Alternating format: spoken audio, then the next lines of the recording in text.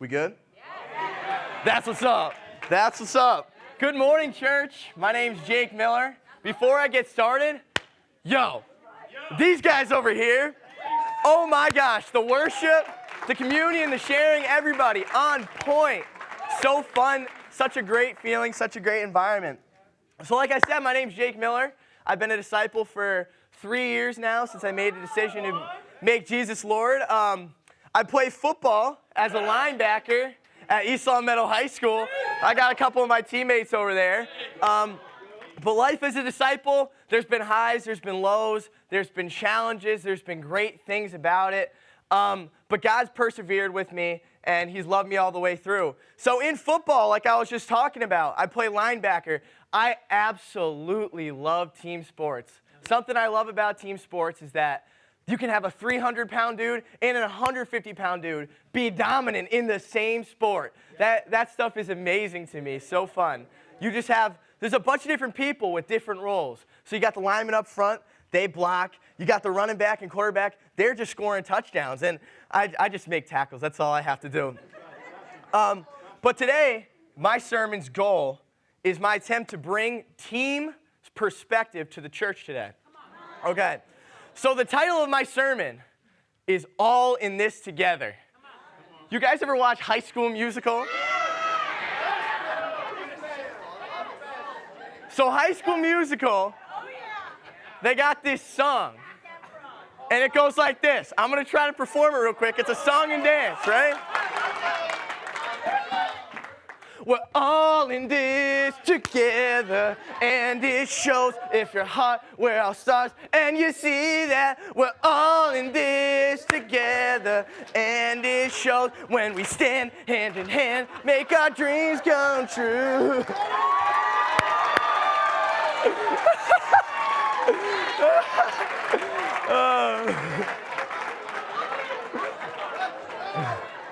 So today we're going to be reading out of 1 Corinthians 12, if you could turn there.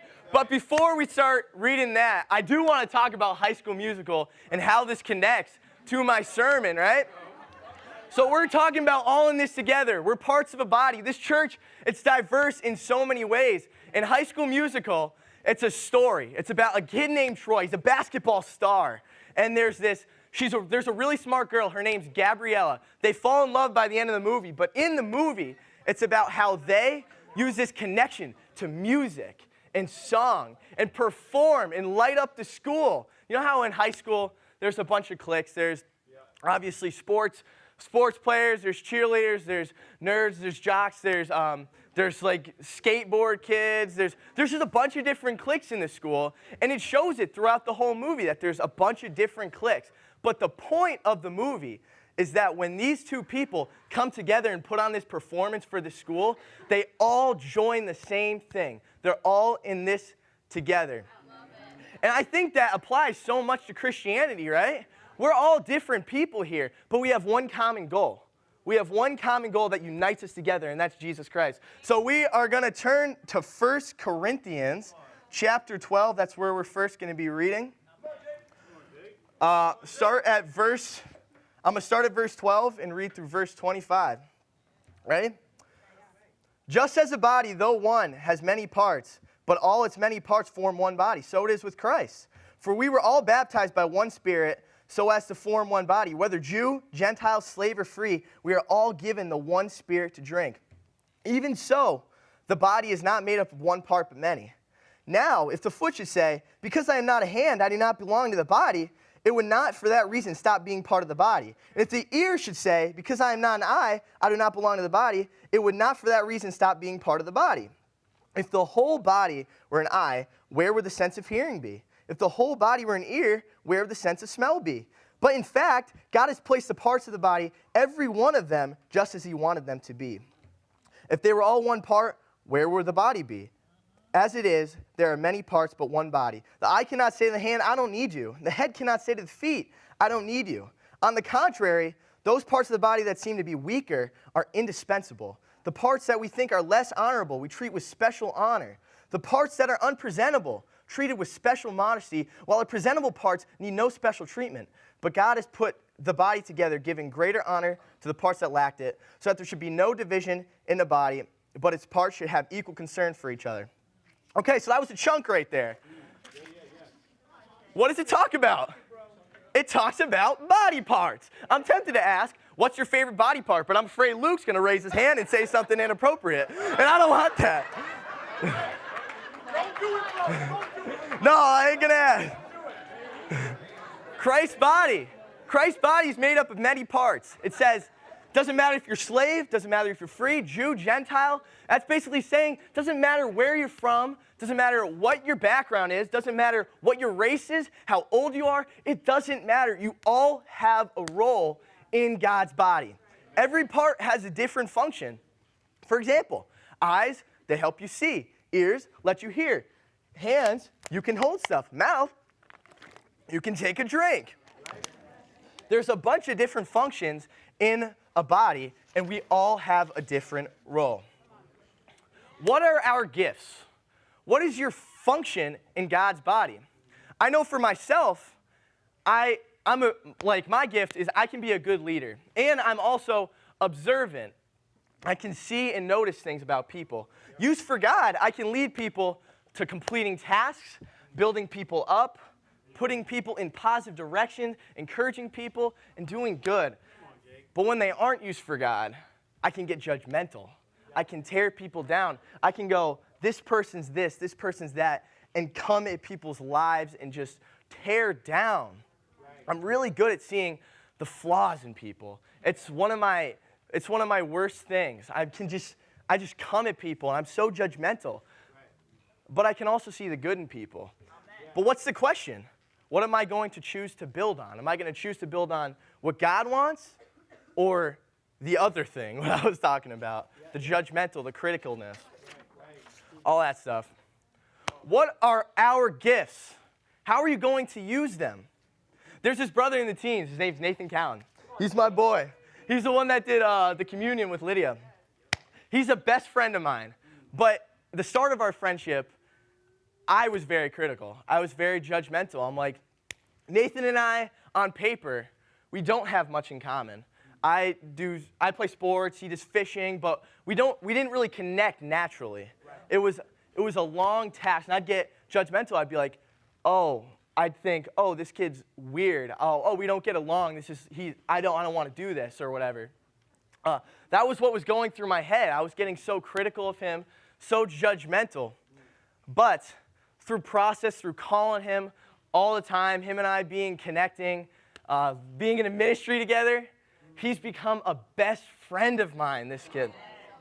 I've seen so much good things. When I stop looking at the critical and I just give in and trust and pursue it, I've seen so much good things. This kid is one of the most loyal, most consistent kids you'll ever meet. I could ghost him all week, and he's still texting me every single day. How are you doing? What's going on? This kid is constantly in your life. This kid, what does he do? He denies himself so well. He's not naturally social. He tells me he's not naturally wanting to be social, but you wouldn't know that when you know him. Because he goes against the grain. He denies himself, and he gives his whole heart to the teen ministry and everywhere he goes. Look at his beautiful stash. This kid is the most pure-hearted dude ever. I would be missing out on that amazing friendship if I kept being so judgy. So what are you going to build on? Are you going to build on good, or are you going to build on sin, right? So many people in this church have amazing gifts. See, Randy Allen in the front row. He is one, and Kathy Morgado, right there. They're some of the biggest community building people I have ever met. What he does in Holyoke, building and bringing the community together, and then Kathy Morgado with all the Hope Worldwide, trying to give to people who have needs. Like, these people are so focused. They know their gifts and they're doing something. Where is she? Maria Feuerstein and Kevin Santa Cruz. These two have a gift that is so special. They will walk into a room and it immediately lights up. You just see their presence, and they're full of joy, they're full of energy, they're full of life. That's what these two got. Miss Jackie Culver. She is one of the most thoughtful, generous humans I have ever met. I could be a bad friend to Miss Jackie and not talk to her all the time, but she's always denies herself. She's never missed a birthday in my entire life. Sometimes I don't talk to her, sometimes I do, but she's always giving, doesn't care, and just gives, she just gives out of the kindness of her heart. It's amazing. Everyone in this church has a purpose. Everybody has a gift. Everybody has a function in this body. Let's go back to the team mentality for a second. That's what I kind of want to focus on. In a team, if one person slacks, if one person's not giving their full effort, the team feels it. It hurts. They start to struggle. Points get let up. Recognize your part, and how can you use it to build the kingdom? Recognize what are your gifts. That's what I've tried to say it a million times, because what are your gifts? And how can you use them? Those people I mentioned have found their gifts, and they use them in amazing ways to show off Christ in this world. So my first point was, what do you bring? What do you bring? The hand, obviously, picks up stuff. What's your function? Your eyes, they see. What's your function in this body? If you think you don't have something to offer, you're wrong. I'm sorry, you are wrong. God says you have value. It doesn't matter. It doesn't matter what your background is, your race, whatever. It doesn't matter. So I plead with you to go find your gift. And we need everybody in this body. It says in verse 22, I'm going to reread that real quick. On the contrary, those parts of the body that seem to be weaker are indispensable. Remember, you guys are indispensable. It doesn't matter what you think. It's what it says you're indispensable, guys. Okay, my second point. The first was, what do you bring? The second is go. It's plain and simple, go. So we're going to read a story from 1 Samuel, chapter 14, that talks about faith in action. So before I read this, as you guys turn, some context about this story. This story talks about killing. This is a time of war for God's people, as they're waiting for the Messiah to come through the people of Israel, right? So this story is about the faith of the king's son of Israel. His name is Jonathan. And the Israelites throughout history have had this enemy called the Philistines.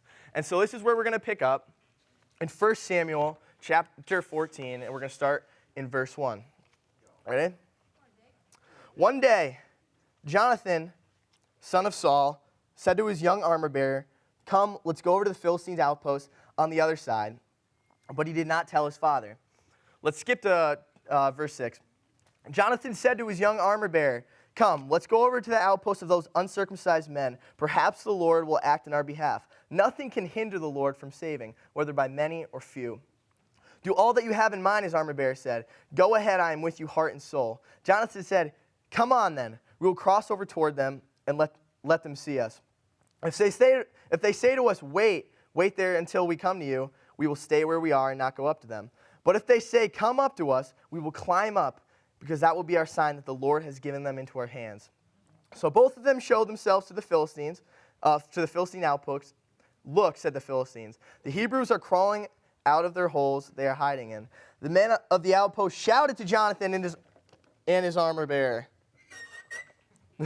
"Armor-bearer, come up to us and we'll teach you a lesson." So Jonathan said to his armor-bearer, "Climb up after me. The Lord has given them into the hand of Israel." Jonathan climbed up, using his hands and feet, with his armor-bearer right behind him. The Philistines fell before Jonathan, and his armor-bearer followed and killed behind him. In that first attack, Jonathan and his armor-bearer killed some 20 men in an area of about half an acre. Then panic struck the whole army, those in the camp and fields, and those in the outposts and raiding parties, and the ground shook. It was a panic sent by God. Saul's lookouts at Gibeah in Benjamin saw the army melting away in all directions. Then Saul said to the men who were with them, "Muster the forces and see who is left." When they did, it was Jonathan and his armor-bearer who were not there. Okay, so this is a big chunk of scripture here. I don't know if you guys followed, but this is a chunk. Let's start in verse 1, right? They head over to this outpost, Jonathan and his armor-bearer. They have this idea. Jonathan goes, "Hey, we're going to go over to this Philistine outpost. We're going to go over to this Philistine outpost." And the thing I get about it is that he goes, the father did not know. His father is the king, which means Jonathan was not ordered to go do this. This is his own plan. He just went. He didn't have to be told what to do. He just went. It was his desire, his own faith. Verse 6. What I like about verse 6 is that it says, nothing, he says, what did he say? He had faith in the Lord.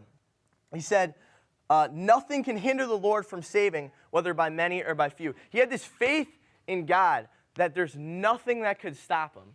If God wanted, there's nothing that could stop him. And his armor bearer in verse 7 was with him, heart and soul. He had support.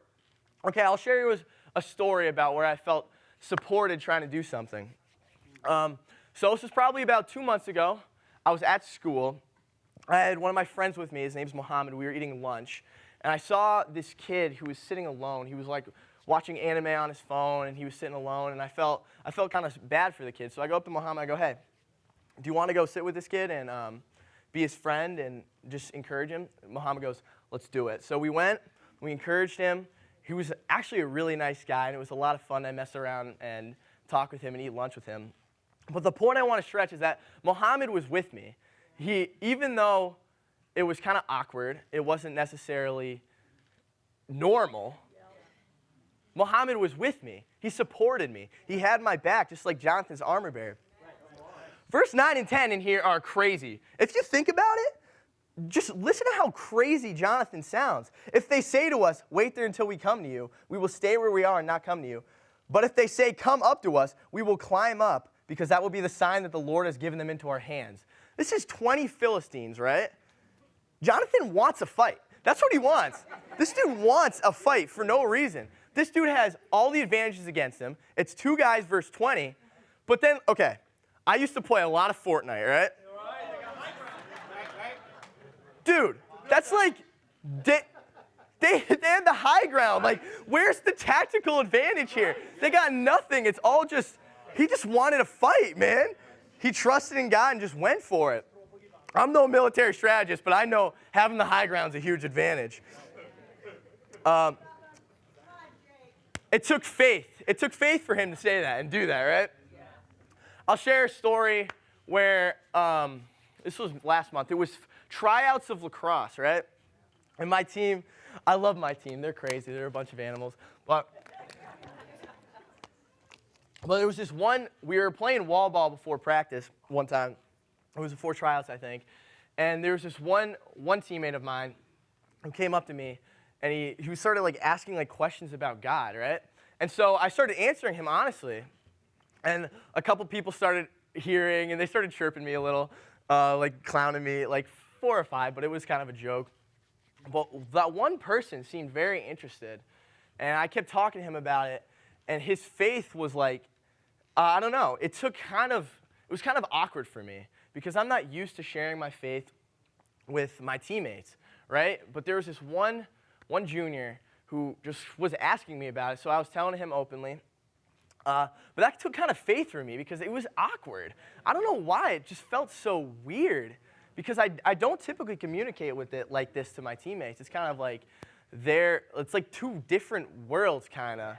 And that's where it's kind of wrong, and I have to grow in that situation. But sharing my faith with my lacrosse friends was kind of an act of faith for me, and I liked it. In verse 15 through 17, let me turn that real quick. You see this panic. The panic struck the whole army, those in the camp, the field, and those in the outposts and raiding parties, and the ground shook. It was a panic sent by God. Because Jonathan and his armor bearer had this dream, because they went out and did something, God was with them. Because he did something, it allowed space for God to work. God sent a panic among all the people. And then in verse 17, you see, then Saul said to the men who were with him, muster the forces and see who has left us. So he's mustering forces together to go attack because he's inspired. He's inspired by how Jonathan and his armor bearer just did something, guys. So guys, as we end, I want to stress these 3 points real bad. We are one body, guys. We all have a function. Figure out what your gift is.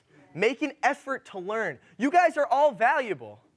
Everybody here is a part of this body, right? It's amazing.